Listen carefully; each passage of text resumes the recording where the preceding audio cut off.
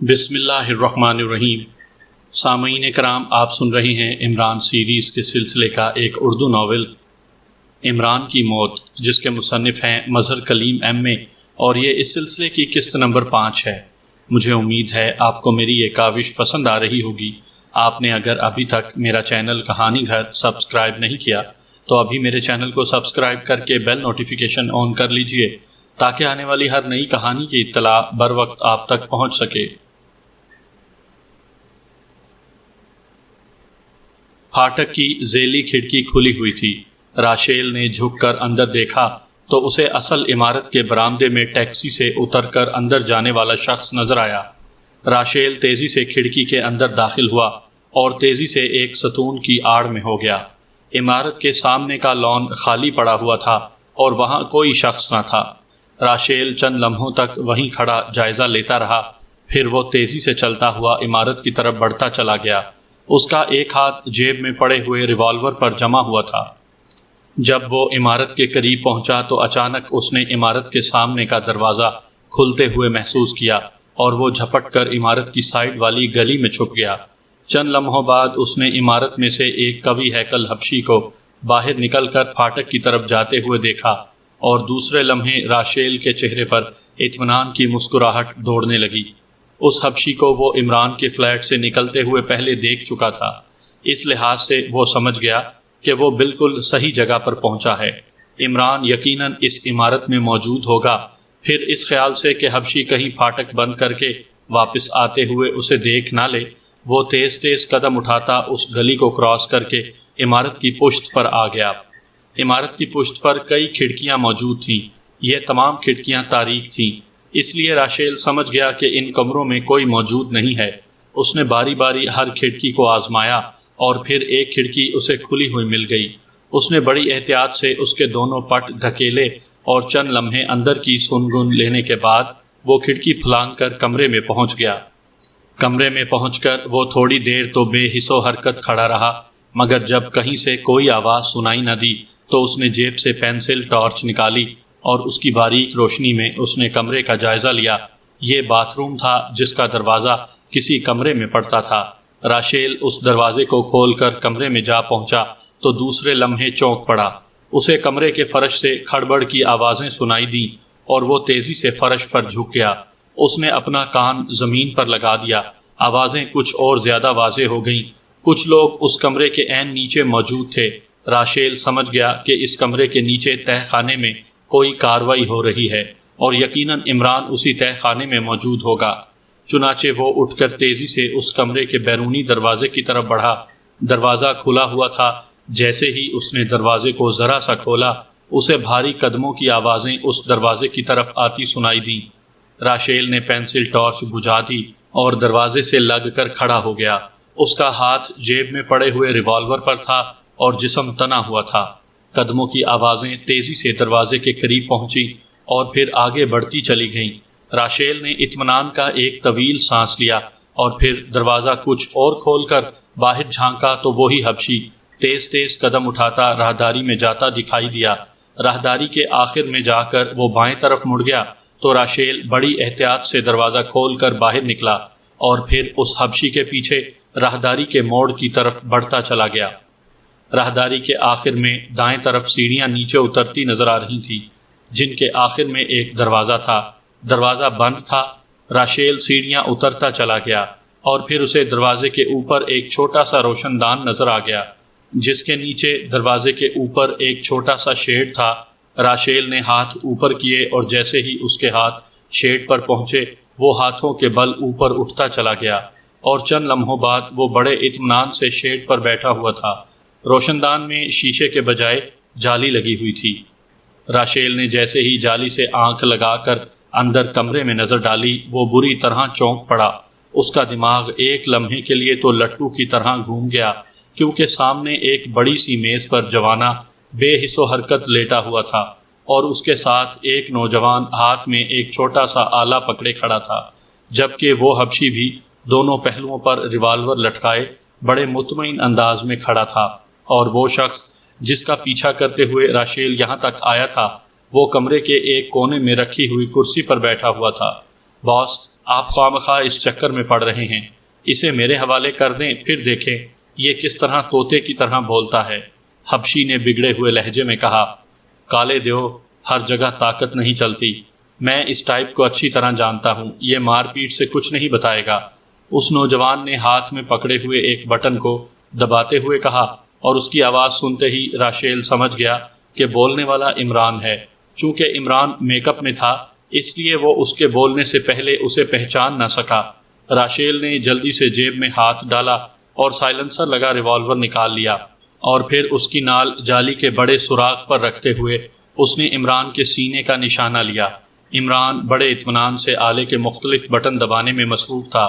اس کے تصور میں بھی نہیں تھا کہ موت کے بھیانک پنجوں نے اسے ٹارگٹ بنا لیا ہے۔ مادام برتھا نے پاکیشیا کے دارالحکومت میں پہنچتے ہی سب سے پہلے ٹونی بار کے مالک ٹونی کا نمبر گھمایا، اور پھر جیسے ہی رابطہ قائم ہوا رسیور پر ایک کرخت اور بھاری آواز گونجی۔ ٹونی اسپیکنگ، لہجے میں بے پناہ کرختگی تھی۔ ٹونی، میں ایکریمیا کی مادام برتھا بول رہی ہوں، بلیو مون نائٹ کلب کی مادام برتھا۔ مادام برتھا نے اپنا تعارف کرواتے ہوئے کہا، او مادام برتھا، کیا آپ ناراک سے بول رہی ہیں؟ ٹونی کے لہجے میں حیرت شامل تھی، البتہ اس بار کرختگی کے بجائے نرمی کی جھلک نمایاں تھی۔ نہیں، میں تمہارے شہر کے ہوٹل ہلز سے بات کر رہی ہوں، ابھی یہاں پہنچی ہوں، مادام برتھا نے مسکراتے ہوئے جواب دیا۔ او ویری گڈ، مگر آپ ہوٹل میں کیوں ٹھہری ہیں؟ آپ کو سیدھا میرے پاس آنا چاہیے تھا، ٹونی نے برا مناتے ہوئے کہا۔ نہیں، میں یہاں ٹھیک ہوں، مجھے ایک ضروری کام کے لیے خاص آدمی چاہیے، میں انہیں اچھا معاوضہ دوں گی مگر آدمی کام کے ہوں، مادام برتھا نے کہا۔ آدمی تو جتنے کہیں مل جائیں گے مگر کام کی نوعیت بھی تو بتائیں، ٹونی نے پوچھا۔ ایک آدمی کی نگرانی کروانی ہے مگر نگرانی ایسی ہو کہ مجھے ایک ایک لمحے کی رپورٹ ملتی رہے، مادام برتھا نے جواب دیا۔ کام صرف نگرانی تک ہی محدود رہے گا یا آگے بھی بڑھے گا؟ ٹونی نے پوچھا۔ فی الحال تو نگرانی تک ہی محدود ہوگا، آگے کام بڑھا تو پھر بتا دوں گی، مادام برتھا نے جواب دیا۔ مادام، اگر آپ مناسب سمجھیں تو کم از کم ٹارگٹ کی حیثیت بتا دیں تاکہ میں اس کی حیثیت کے مطابق آدمیوں کا چناؤ کروں، ٹونی نے کچھ لمحوں کی خاموشی کے بعد پوچھا۔ وہ ایک احمق سا شخص ہے، اس کا نام علی عمران ہے، کنگ روڈ کے فلیٹ نمبر 200 میں رہتا ہے، مادام برتھا نے تفصیل بتاتے ہوئے کہا۔ کیا کہہ رہی ہیں مادام، آپ علی عمران کی نگرانی کروائیں گی؟ ٹونی کے لہجے میں بے پناہ حیرت تھی۔ ہاں، کیا تم اسے جانتے ہو؟ مادام نے چونک کر پوچھا۔ میں خود آپ کے پاس آ رہا ہوں مادام، آپ کا کمرہ نمبر کیا ہے؟ ٹونی نے بے چین لہجے میں پوچھا۔ کمرہ نمبر 11، دوسری منزل۔ مگر کیوں، کیا کوئی خاص بات ہے؟ مادام نے حیرت بھرے لہجے میں پوچھا۔ آپ خاص بات کہہ رہی ہیں؟ خاص الخاص بات ہے، میں ابھی پہنچ رہا ہوں، آپ میرا انتظار کریں، ٹونی نے کہا، اور اس کے ساتھ ہی رابطہ ختم ہو گیا۔ مادام نے ڈھیلے ہاتھوں سے ریسیور کریڈل پر رکھ دیا، اس کے چہرے پر حیرت تھی۔ اس کا خیال تھا کہ عمران کو یہ غنڈے ٹائپ لوگ نہ جانتے ہوں گے، مگر عمران کا نام سن کر ٹونی پر جو رد عمل ہوا تھا اس سے ظاہر ہوتا تھا کہ عمران کو نہ صرف وہ اچھی طرح جانتا ہے بلکہ اس سے خاصا خوف زدہ بھی ہے۔ یہ عمران کی شخصیت کا ایک نیا پہلو تھا۔ مادام عمران کے متعلق بیٹھی سوچتی رہی۔ اس نے عمران کے خاتمے کے متعلق جو منصوبہ بنایا تھا وہ اس کے متعلق سوچ رہی تھی کہ کیا وہ واقعی کامیاب ہو جائے گی۔ بہرحال اس نے فیصلہ کر لیا کہ ٹونی سے بات چیت کے بعد وہ اس منصوبے پر غور کرے گی۔ تقریباً 10 منٹ بعد دروازے پر دستک کی آواز سنائی دی۔ کم ان، مادام برتھا نے کہا، اور دوسرے لمحے دروازہ کھلا اور ٹونی اندر داخل ہوا۔ ٹونی دارالحکومت کا مشہور بدماش تھا اور زیر زمین دنیا میں اس کا نام خاصا مشہور تھا۔ لڑائی بھڑائی کے فن میں طاق تھا، یہی وجہ تھی کہ اس کے نام کی ہر جگہ دہشت تاری تھی۔ جسمانی لحاظ سے وہ سڈول اور مضبوط جسم کا مالک تھا، اس کی چال ڈھال میں غیر معمولی پھرتی تھی۔ ہیلو مادام، بڑے عرصے بعد آپ سے ملاقات ہو رہی ہے، ٹونی نے کمرے میں آتے ہی مسکراتے ہوئے کہا۔ ہاں واقعی، تم نے بھی تو کافی عرصے سے ناراک کا چکر نہیں لگایا، مادام نے اس سے مصافحہ کرتے ہوئے کہا۔ وہ چکر لگانے والا دور ختم ہو گیا مادام، اب تو میرے کارندے کام کرتے ہیں، ٹونی نے کرسی پر بیٹھتے ہوئے قدر فخریہ لہجے میں کہا۔ کیا پیو گے؟ مادام نے مسکراتے ہوئے پوچھا۔ وسکی منگوا لیں، ٹونی نے بے تکلفانہ لہجے میں کہا، اور مادام نے سروس روم کو ٹیلی فون کر کے وسکی کا آرڈر دے دیا۔ چند لمحوں بعد ویٹر وسکی کی ایک بوتل اور 2 گلاس لے کر آ گیا۔ ویٹر کے جانے کے بعد ٹونی نے کمرے کا دروازہ اندر سے بند کر دیا اور پھر وسکی کا جام اٹھا کر کرسی پر بیٹھ گیا۔ مادام، آپ کس چکر میں پڑ گئیں؟ عمران، جسے آپ احمق کہہ رہی ہیں، دنیا کا سب سے خطرناک شخص ہے۔ میرا مشورہ تو یہی ہے کہ آپ عمران کو نہ چھیڑیں، ورنہ نتائج توقع کے برعکس بھی نکل سکتے ہیں۔ ٹونی نے وسکی کا گھونٹ لیتے ہوئے بڑے سنجیدہ لہجے میں کہا۔ کیا بات ہے ٹونی؟ تم اس شخص سے بہت خوفزدہ لگتے ہو، حالانکہ میں نے سنا تھا کہ تمہارا یہاں بڑا نام ہے۔ مادام نے بھی بڑے سنجیدہ لہجے میں جواب دیا۔ مادام، آپ کا مجھ پر اتنا بڑا احسان ہے کہ میں آپ کے حکم پر اس ملک کے صدر کو اپنے ہاتھوں قتل کر سکتا ہوں، مگر مادام، یہ عمران شخص ہی ایسا ہے کہ اس کو چھیڑنا اپنی موت کو آواز دینا ہے، ٹونی نے جواب دیا۔ دیکھو ٹونی، مجھے عمران کے متعلق وہ کچھ معلوم ہے جو شاید ابھی تمہیں بھی معلوم نہیں، اور میں ایک سوچے سمجھے منصوبے پر کام کر رہی ہوں۔ اگر تم میرا ساتھ دے سکتے ہو تو ٹھیک ہے، ورنہ میں کوئی اور بندوبست کر لوں گی، مادام برتھا نے قدرے ناگوار لہجے میں کہا۔ آپ کی ناراضگی بجا ہے مادام، میں دراصل آپ کو سمجھا نہیں سکتا کہ یہ عمران دراصل ہے کیا بلا۔ بہرحال آپ کی خاطر یہ کر سکتا ہوں کہ میں عمران کی نگرانی خود کروں، کیونکہ مجھے علم ہے کہ شاید کوئی آدمی بھی اس کی نگرانی کرتے ہوئے اس سے چھپ نہیں سکتا۔ میں اس کے متعلق سب سے زیادہ جانتا ہوں، مگر مجھے معلوم تو ہو کہ آپ اس کی نگرانی سے کیا مقصد حاصل کرنا چاہتی ہیں، ٹونی نے کہا۔ میں عمران کو قتل کرنا چاہتی ہوں، بس یہ میرا مقصد ہے، مادام برتھا نے ٹونی کی آنکھوں میں آنکھیں ڈالتے ہوئے کہا۔ اوہ، میں سمجھ گیا۔ بہرحال میں آپ کے حق میں دعا ہی کر سکتا ہوں، مگر قتل کرنے کے لیے نگرانی کا کیا فائدہ، ٹونی نے ایک طویل سانس لیتے ہوئے کہا۔ ٹونی، مجھے تم پر مکمل اعتماد ہے، اس لیے میں تمہیں اپنا منصوبہ بتائے دیتی ہوں، تم اسے سن کر مجھے بتاؤ کہ یہ منصوبہ کیسا ہے۔ مادام نے چند لمحوں کی خاموشی کے بعد فیصلہ کن لہجے میں کہا۔ ٹھیک ہے، آپ مجھے بتائیں منصوبہ۔ میری اپنی بھی دلی خواہش ہے کہ میں عمران پر ہاتھ ڈالوں، میں نے اس سے اپنا ایک پرانا بدلہ چکانا ہے، ہو سکتا ہے کہ آپ کے ذریعے یہ انتقام بھی پورا ہو جائے، ٹونی نے جواب دیا۔ سنو، مجھے معلوم ہوا ہے کہ اس کے فلیٹ میں ایک باورچی رہتا ہے جو اس کا کھانا وغیرہ پکاتا ہے۔ ظاہر ہے اس فلیٹ میں سرکاری پانی پائپ کے ذریعے مہیا ہوتا ہوگا۔ میں دراصل نگرانی کے ذریعے یہ معلوم کرنا چاہتی ہوں کہ عمران کس وقت یقینی طور پر فلیٹ میں موجود ہوتا ہے اور کس وقت کا کھانا یا چائے یقینی طور پر فلیٹ میں کھاتا پیتا ہے۔ اس وقت کا پتہ چلتے ہی اس پائپ میں 1-2 انجیکٹ کر دوں گی اور اس طرح پائپ سے جانے والا پانی زہریلا ہو جائے گا۔ اس پانی سے تیار کردہ کھانا یا چائے پیتے ہی وہ ہلاک ہو جائے گا، مادام برتھا نے اپنا منصوبہ بتاتے ہوئے کہا۔ آپ کا منصوبہ تو بالکل سادہ اور یقینی قسم کا ہے، مگر اس پائپ میں دوا کی ملاوٹ اور پھر دوا کی بدبو یا ذائقہ، وہ تو عمران کو ہوشیار کر دے گی۔ وہ انتہائی چالاک اور ہوشیار قسم کا آدمی ہے، ٹونی نے کچھ سوچتے ہوئے کہا۔ اس بات کی فکر مت کرو، میرے پاس ایک ایسا آلہ ہے جو ایک لمحے میں لوہے کے پائپ میں دوا انجیکٹ کر دے گا، اور دوسری بات یہ کہ وہ دوا بالکل بے ذائقہ، بے رنگ اور بے بو ہے، اور اتنی زہریلی ہے کہ اس کا ایک قطرہ بھی عمران کے حلق سے اتر گیا تو پھر اسے دنیا کی کوئی طاقت نہیں بچا سکتی، مادام برتھا نے جواب دیا۔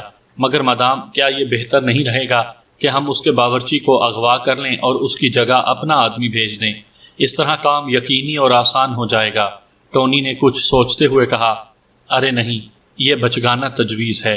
ابھی تم کہتے ہو کہ وہ حد سے زیادہ چالاک اور عیار ہے، تو کیا وہ اتنی آسانی سے باورچی کی جگہ دوسرے آدمی کو قبول کر لے گا؟ وہ فوری طور پر ہوشیار ہو جائے گا، اور نتیجہ یہ کہ ہمارا منصوبہ فیل ہو جائے گا، مادام برتھا نے مسکراتے ہوئے جواب دیا۔ آپ کا خیال درست ہے مادام، واقعی آپ کا منصوبہ قابل داد ہے۔ باقی رہ گئی اس کی نگرانی کی بات تو آپ بے فکر رہیں، میں ابھی سے کام شروع کر دیتا ہوں۔ مجھے یقین ہے کہ کل تک میں آپ کو حتمی رپورٹ دے دوں گا، ٹونی نے مسکراتے ہوئے کہا۔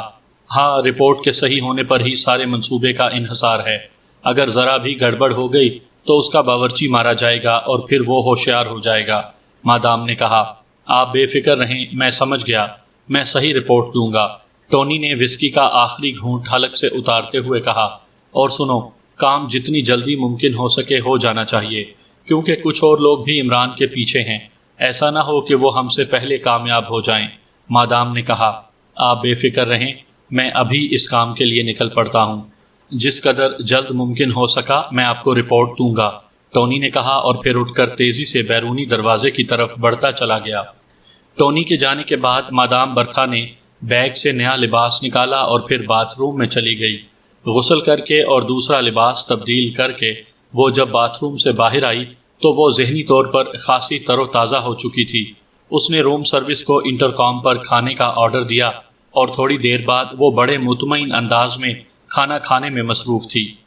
کھانے سے فارغ ہو کر وہ ابھی ہاتھ دھونے میں مصروف تھی کہ کمرے میں رکھے ہوئے ٹیلی فون کی گھنٹی بج اٹھی۔ مادام نے تیزی سے آگے بڑھ کر ریسیور اٹھا لیا۔ مادام، میں ٹونی بول رہا ہوں۔ دوسری طرف سے ٹونی کی گھبرائی ہوئی آواز سنائی دی۔ اوہ، کیا بات ہے، تم گھبرائے ہوئے لگتے ہو، مادام نے چونک کر پوچھا۔ ہاں مادام، خبر ہی ایسی ہے، ابھی تھوڑی دیر پہلے کسی نے عمران کے فلیٹ کو بم مار کر اڑا دیا ہے، ٹونی نے کہا۔ کیا کہتے ہو؟ کیا اس وقت عمران فلیٹ میں تھا؟ مادام برتھا نے چیخ کر پوچھا۔ اس کا ذہن فوری طور پر ایلبرٹ کی طرف چلا گیا، کیونکہ اس قسم کا طریقہ کار وہی استعمال کرتا تھا، اور اس نے سوچا کہ بقیہ $20 لاکھ کہیں اس بار ایلبرٹ ہی نہ لے اڑے۔ ابھی تو ملبہ صاف کیا جا رہا ہے۔ ویسے جہاں تک میرا خیال ہے عمران فلیٹ میں نہیں تھا، کیونکہ اس کا باورچی بڑے مطمئن انداز میں کھڑا ہوا ہے۔ اگر عمران فلیٹ کے اندر ہوتا تو وہ اتنا مطمئن کبھی نہ ہوتا، ٹونی نے جواب دیا۔ اوہ، مگر اب عمران کو کہاں تلاش کیا جائے؟ ظاہر ہے فلیٹ کی تباہی کے بعد تو وہ روپوش ہو جائے گا، مادام برتھا نے کچھ سوچتے ہوئے کہا۔ مادام، میں عمران کے باورچی کو نظر میں رکھے ہوئے ہوں، مجھے یقین ہے وہ عمران کو اطلاع دینے کے لیے اس کے پاس ضرور پہنچے گا، اور اس طرح ہم عمران کا نیا ٹھکانہ تلاش کر لیں گے، ٹونی نے رائے دیتے ہوئے کہا۔ بالکل ٹھیک، تم اسے نظروں سے اوجھل نہ ہونے دینا، اور جیسے ہی عمران کا ٹھکانہ معلوم ہو مجھے اطلاع دینا، میں خود وہاں آ جاؤں گی، مادام برتھا نے کہا۔ آپ کی کیا ضرورت ہے مادام، ٹونی نے کہا۔ ٹونی فلیٹ کی بات اور تھی، وہاں ہمارا پائپ والا منصوبہ آسانی سے کامیاب ہو سکتا تھا، مگر نہ جانے اس کا نیا ٹھکانہ کیسا ہو۔ میں چاہتی ہوں کہ خود اس ٹھکانے کا جائزہ لے کر منصوبے کو نئے سرے سے ترتیب دیا جائے، مادام برتھا نے جواب دیا۔ ٹھیک ہے مادام، میں آپ کو اطلاع دے دوں گا، ٹونی نے کہا، اور اس کے ساتھ ہی رابطہ ختم ہو گیا۔ مادام نے ایک طویل سانس لے کر ریسیور رکھ دیا۔ وہ سوچ رہی تھی کہ منصوبے کے پہلے مرحلے میں ہی رکاوٹ پیش آ گئی، اب دیکھو بعد میں کیا ہوگا۔ بہرحال اس نے دل ہی دل میں فیصلہ کر لیا تھا کہ وہ اب کام کی رفتار تیز کر دے گی، کیونکہ فلیٹ کی تباہی سے صاف ظاہر ہے کہ ایلبرٹ نے پہلا وار کر دیا ہے، اور وہ جانتی تھی کہ ماسٹر کلرز کے رکن انتہائی تیز رفتاری سے کام کرنے کے عادی ہیں، اور وہ سب تابڑ توڑ حملے کرتے رہتے ہیں جب تک کہ شکار کا خاتمہ نہیں ہو جاتا۔ کسی سربراہ حکومت یا کسی اہم سیاسی شخصیت کے قتل کی اور بات ہوتی ہے، اس کے لیے خاص منصوبہ بندی کی ضرورت پڑتی ہے، وہاں ڈائریکٹ ایکشن کام نہیں آتا۔ یہی وجہ تھی کہ ایسے مواقع پر مادام برتھا کامیاب رہتی تھی، مگر یہاں مسئلہ مختلف تھا۔ علی عمران کتنی ہی اہم شخصیت ہو، مگر اس پر براہ راست ہاتھ ڈالا جا سکتا تھا، اور وہ جوانا اور راشیل کی عادتیں جانتی تھی۔ یقیناً راشیل اور جوانا نے بھی اپنے اپنے حملوں کا آغاز کر دیا ہوگا، چنانچہ ایسا نہ ہو کہ وہ منصوبے ہی بناتی رہ جائے اور ان میں سے کوئی $20 لاکھ لے اڑے۔ ابھی وہ اسی سوچ بچار میں غرق تھی کہ ٹیلی فون کی گھنٹی ایک بار پھر بج اٹھی، اور مادام نے اس بار ریسیور اٹھانے میں انتہائی زیادہ پھرتی سے کام لیا۔ مادام، ٹونی بول رہا ہوں، عمران کے نئے ٹھکانے کا پتہ چل گیا ہے۔ یہ ایلبرٹ روڈ پر واقع ایک بہت بڑی قلعہ نما عمارت ہے جس کا نام رانا ہاؤس ہے۔ باورچی اسی عمارت میں گیا ہے، یقیناً عمران اندر موجود ہوگا۔ مجھے بھی پہلے اطلاع ملی تھی کہ رانا ہاؤس بھی عمران کا ہی اڈا ہے، ٹونی نے کہا۔ ٹھیک ہے، تم وہیں ٹھہرو، میں ٹیکسی پر پہنچ رہی ہوں، اس کے بعد اور کوئی منصوبہ سوچیں گے، مادام برتھا نے کہا، اور اس کے ساتھ ہی اس نے ریسیور رکھ دیا اور پھر بیگ کھول کر اس میں سے کپڑے نکالنے لگی۔ کپڑے نکال کر اس نے بیگ کا ایک خفیہ خانہ کھولا اور پھر اس خانے میں موجود ایک چھوٹی سی ڈبیا نکال لی۔ اس ڈبیا میں سائنائڈ میں بجھی ہوئی سوئیاں بند تھیں، اور ڈبیا میں ایسا سسٹم تھا کہ اسے مخصوص انداز میں دبانے سے سوئی اس میں سے نکل کر 300 گز تک مار کرتی تھی، اور سوئی کی نوک جس جاندار کے جسم کو لگ جائے اسے مرنے میں چند سیکنڈ سے زیادہ نہیں لگتے تھے۔ مادام برتھا نے اس بار نیا فیصلہ کر لیا تھا۔ اس کا پروگرام تھا کہ وہ غیر ملکی اسکالر کے روپ میں رانا ہاؤس میں داخل ہوگی اور پھر جیسے ہی عمران اس کے سامنے آئے گا وہ سوئی اس کے جسم میں اتار دے گی۔ اس نے بڑی پھرتی سے ڈبیا جیب میں ڈالی اور پھر کپڑے دوبارہ بیگ میں ڈال کر وہ کمرے سے باہر نکل آئی۔ چند لمحوں بعد ہوٹل سے باہر کھڑی ہوئی خالی ٹیکسی اسے رانا ہاؤس کی طرف اڑائے چلی جا رہی تھی۔ البرٹ پائیدان کے نیچے بم رکھ کر واپس اپنے ہوٹل کے کمرے کی طرف پہنچ گیا اور پھر اس نے کمرے کا دروازہ بند کر کے اٹیچی کیس کے ایک خفیہ خانے سے ایک چھوٹا سا ڈبہ نکالا اور اسے مخصوص انداز میں موڑا اور ڈبے کا ڈھکن ٹیلی ویژن اسکرین کی طرح روشن ہو گیا۔ البرٹ نے کالر سے ایک چھوٹی سی پن نکالی اور پھر اس پن کی مدد سے اس نے ڈبے کے نچلے حصے میں موجودہ پیچیدہ سی مشینری کے ایک مخصوص کونے کو دبایا۔ کونے کو دباتے ہی وہاں باریک سا سوراخ ہو گیا اور سوئی کی نوک اس میں داخل ہوتی چلی گئی۔ البرٹ نے مخصوص انداز میں پن کو دائیں بائیں حرکت دینی شروع کر دی اور چند لمحوں بعد ہی ایک جھماکے سے سکرین پر روشنی کی لکیریں کوندنے لگیں۔ البرٹ نے پن نکال کر اسے دوبارہ کوٹ میں اڑس لیا۔ اس نے اس جدید ترین ٹیلی ویو سکرین کا رابطہ عمران کے فلیٹ میں موجود بم سے جوڑ دیا تھا اور اب سکرین پر اس کمرے کا منظر روشن ہو گیا تھا۔ یہ منظر اس بم میں موجود جدید ترین مشینری ٹیلی کاسٹ کر رہی تھی۔ بم کے اوپر رکھا ہوا پائیدان بھی اس کی راہ میں رکاوٹ نہ بن رہا تھا۔ کمرے میں موجود سلیمان بندہ ہونے کے باوجود پانی سے نکلی ہوئی مچھلی کی طرح تڑپ رہا تھا۔ البرٹ سمجھ گیا کہ وہ باہر نکلنے کی کوشش میں مصروف ہے۔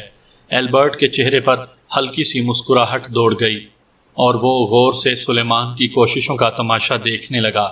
ویری گڈ، اچھی کوشش کی ہے تم نے، اچانک البرٹ نے بڑبڑاتے ہوئے کہا، کیونکہ سلیمان کمرے سے باہر جانے میں کامیاب ہو گیا تھا۔ البتہ ایک بلی اب کمرے میں اچھلتی کودتی نظر آ رہی تھی۔ سلیمان کمرے سے باہر جانے کی وجہ سے سکرین سے آؤٹ ہو چکا تھا۔ البرٹ خاموشی سے بلی کی اچھل کود کا تماشا دیکھتا رہا اور تھوڑی دیر بعد وہ اچانک چونک پڑا جب اس نے کمرے میں ایک چھوٹے سے کتے کو داخل ہوتے دیکھا۔ کتا بلی کے پیچھے لپک رہا تھا۔ البرٹ کے چہرے پر الجھن کے تاثرات نمایاں ہو گئے کیونکہ کتا کسی کا پالتو معلوم ہوتا تھا اور ظاہر ہے کتے کو پکڑنے کے لیے اس کا مالک بھی اندر داخل ہوگا۔ اب وہ صرف اس الجھن میں تھا کہ کیا یہ کتا عمران کا ہے یا کسی اور کا، اور ظاہر ہے اس کا مالک سلیمان کو بھی کھول دے گا۔ اور سب سے بڑا مسئلہ اس کے لیے یہی بن گیا تھا کہ سلیمان کا پیر اگر پائیدان پر آ گیا تو اتنے قیمتی بم کا نقصان بھی ہو جائے گا اور فلیٹ تباہ ہونے کے باوجود شکار بھی بچ نکلے گا، اور فلیٹ کی تباہی کے بعد اس کا ڈھونڈ نکالنا کم از کم البرٹ کے لیے بڑا مشکل ہوگا۔ ابھی وہ اسی سوچ بچار میں غرق تھا کہ اس نے ایک نوجوان کو کمرے میں داخل ہوتے دیکھا۔ نوجوان قدو قامت یا حلیے سے کسی طور پر بھی عمران معلوم نہ ہوتا تھا۔ نوجوان نے کتے کو پکڑنے کی کوشش شروع کر دی مگر کتا تو بلی کو دیکھ کر مچلا ہوا تھا۔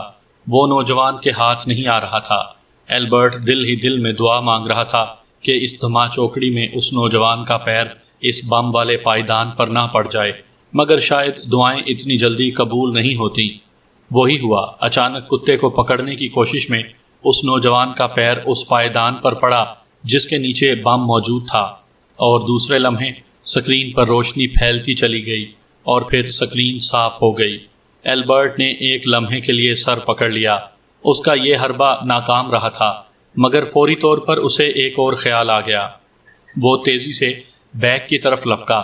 اس بار بیگ کے خفیہ خانے میں اس نے ایک اور چھوٹی سی مشین نکالی اور پھر اس مشین میں سے نکلی ہوئی 2 تاریں تیزی سے ڈبے کی مشینری میں موجود تاروں سے جوڑ دیں اور مشین کے اوپر لگے ہوئے ڈائل کو دیکھنے لگا۔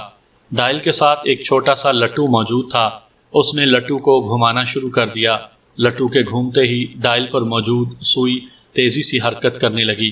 سوئی کو ایک مخصوص ہندسے پر پہنچا کر اس نے لٹو پر سے ہاتھ ہٹایا اور پھر مشین کے کونے میں لگا ہوا بٹن دبا دیا۔ دوسرے لمحے سکرین ایک بار پھر روشن ہو گئی۔ اس بار جو منظر سکرین پر نظر آیا اسے دیکھ کر البرٹ بری طرح اچھل پڑا۔ سکرین پر ایک کافی بڑی عمارت کے سامنے والا حصہ نظر آ رہا تھا۔ یہ ایک کھلا میدان تھا اور اس میدان نما حصے میں جوانہ ایک آدمی سے خوفناک لڑائی میں مصروف تھا۔ اس نوجوان کے پیچھے 2 آدمی بھی موجود تھے، جن میں سے ایک سڈول بدن کا نوجوان تھا جس نے گنڈوں جیسا لباس پہن رکھا تھا، جبکہ دوسرا ایک قوی ہیکل حبشی تھا۔ وہ دونوں بڑے اطمینان سے کھڑے جوانا اور اس نوجوان کے درمیان ہونے والی لڑائی دیکھ رہے تھے۔ البرٹ نے دراصل ماسٹر کلرز کے باقی 3 ممبروں کے جسم میں ایک مخصوص پرزہ چھپایا ہوا تھا۔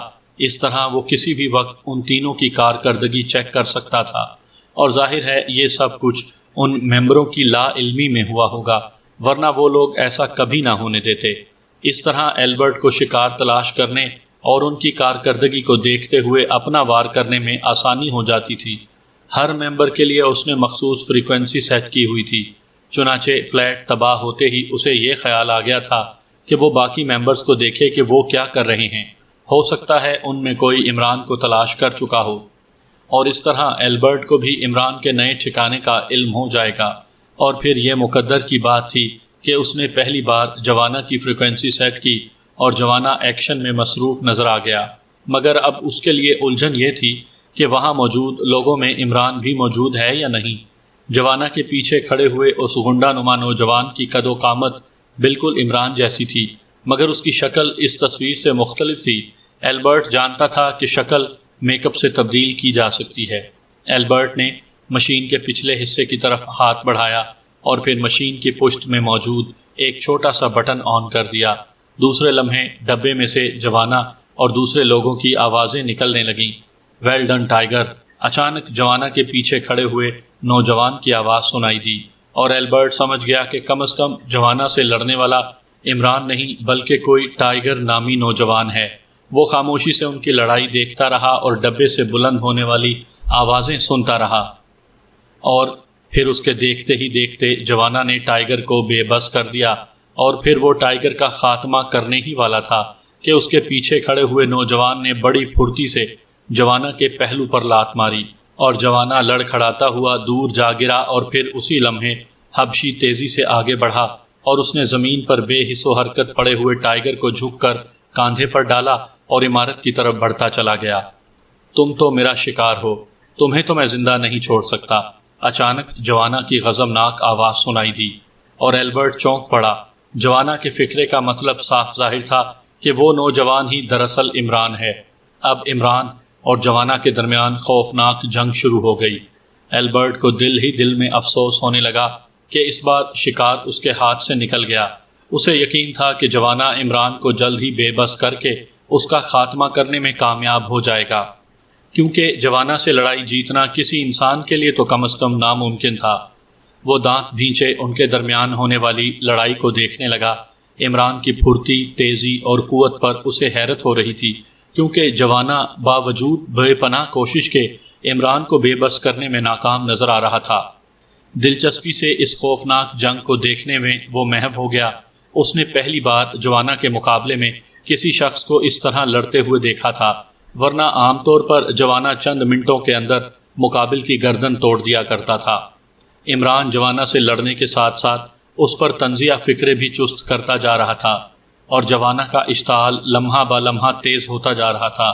پھر اچانک اس خوفناک لڑائی کا خاتمہ ہو گیا۔ عمران نے جوانا جیسے کو اپنے ہاتھوں پر اٹھا کر پشت پر اس کے جسم کو اس مخصوص انداز میں موڑ دیا کہ جوانا کی ریڑھ کی ہڈی کا مہرہ اپنی جگہ سے کھسکنے کی آواز بھی سنائی دی، اور اب جوانا زمین پر حقیر کیچوے کی طرح بے بس پڑا ہوا تھا۔ بہت خوب، بڑا جی دار لڑکا ہے یہ شخص، البرٹ نے کہا۔ ویسے اسے دل ہی دل میں اس بات پر خوشی ہوئی تھی کہ عمران نے جوانا کو بے بس کر دیا ہے۔ اس طرح اسے شکار پر وار کرنے کا سکوپ مل گیا تھا۔ اس نے جوانا کو بے بس ہوتے ہی تیزی سے مشین کا ایک لٹو گھمایا اور سکرین کا دائرہ پھیلتا چلا گیا۔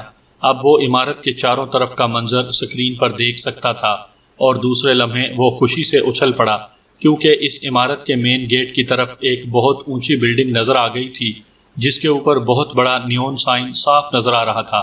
نیون سائن پر ہوٹل اولگا لکھا ہوا دکھائی دے رہا تھا، اور اب البرٹ کے لیے اس بلڈنگ کو تلاش کر لینا نہایت آسان کام تھا۔ اس نے بڑی پھرتی سے دونوں مشینیں بند کیں اور انہیں واپس بیگ میں رکھ کر اس نے پہلے جیسا ایک اور بم بیگ کے خانے سے نکال کر جیب میں ڈال لیا۔ گو یہ بم جسامت میں پہلے بم جیسا تھا، مگر اس کی کارکردگی اور تباہی کی رینج پہلے بم سے قطعاً مختلف تھی۔ اس بم کو فٹ کرنے کے بعد اسے ریڈیائی لہروں سے تباہ کیا جا سکتا تھا، اور یہ بم اس قدر طاقتور تھا کہ اس پوری بلڈنگ کے پرخچے اڑا سکتا تھا۔ وہ انتہائی تیزی سے کمرے سے باہر نکلا اور لفٹ کے ذریعے ہال میں پہنچا اور پھر سیدھا کاؤنٹر کی طرف بڑھتا چلا گیا۔ ہوٹل اولگا کون سی روڈ پر واقع ہے؟ ایلبرٹ نے کاؤنٹر بوائے سے پوچھا۔ ہوٹل اولگا ایلبرٹ روڈ پر ہے جناب۔ کیوں، کیا بات ہے؟ کاؤنٹر مین نے چونک کر پوچھا۔ میں نے ایک دوست سے وہاں ملنا ہے، اس لیے پوچھ رہا تھا، ایلبرٹ نے جواب دیا، اور پھر تیز تیز قدم اٹھاتا ہال سے باہر نکلتا چلا گیا۔ چند لمحوں بعد ایک خالی ٹیکسی اسے ہوٹل کی طرف لیے چلی جا رہی تھی۔ اس نے اس پوری بلڈنگ کو ہی فوری طور پر اڑانے کا فیصلہ کر لیا تھا جس میں جوانا اور عمران موجود تھے۔ اسے معلوم تھا کہ اس طرح عمران کے ساتھ ساتھ جوانا کے جسم کے پرخچے بھی اڑ جائیں گے، مگر اس کے سوا اور کوئی چارہ کار بھی نہیں تھا۔ ویسے بھی وہ دیکھ چکا تھا کہ جوانا اب ہمیشہ کے لیے بیکار ہو چکا ہے، چنانچہ اب اس کی زندگی یا موت کوئی معنی نہیں رکھتی تھی۔